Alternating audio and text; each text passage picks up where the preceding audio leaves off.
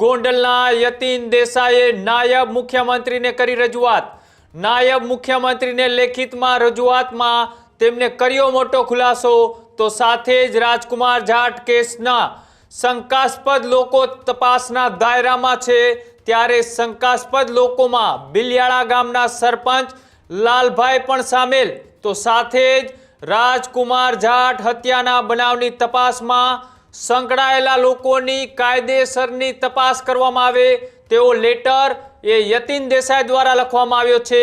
તો સાથે જ શંકાસ્પદ સરપંચ સામે ભૂતકાળમાં અનેક ગુનાઓમાં સંડોવાયા હોવાના આક્ષેપ પણ કરવામાં આવ્યા છે।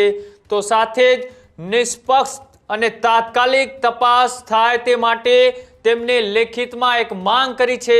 જો કે છેલ્લા કેટલાક દિવસોથી આ કેસ એ ચર્ચાઓમાં છે અને અત્યારે ફરીથી ચર્ચાઓમાં એટલા માટે આવ્યો છે કે આ કેસની તપાસ એ ગોંડલ અને રાજકોટ સિવાયના એ સુરેન્દ્રનગરના એસપી પ્રેમસુખ ડેલુને સોંપવામાં આવી છે। તેની નિગરાની હેઠળ આ કેસની અત્યારે તપાસ ચાલી રહી છે અને આ કેસની તપાસમાં પણ જ્યારે ગોંડલના પૂર્વ ધારાસભ્ય જયરાજસિંહ જાડેજાના પુત્રની પણ એ પૂછપરછ કરવામાં આવી ત્યારે હવે યતીન દેસાઈ દ્વારા એક પત્ર રાજ્યના નાયબ મુખ્યમંત્રીને લખવામાં આવ્યો છે અને તેમાં સ્પષ્ટ શબ્દનો ઉલ્લેખ કરવામાં આવ્યો છે કે તમે જ્યારે એ ગોંડલના પ્રવાસે હતા ત્યારે એ રમાનાથ ધામ મંદિર ખાતે તમારું જે આગતા સ્વાગતા અને સ્વાગત કરવામાં આવ્યું હતું તેમાંથી કેટલાક લોકો પણ રાજકુમાર જાટ હત્યા કેસના શંકાના દાયરામાં છે।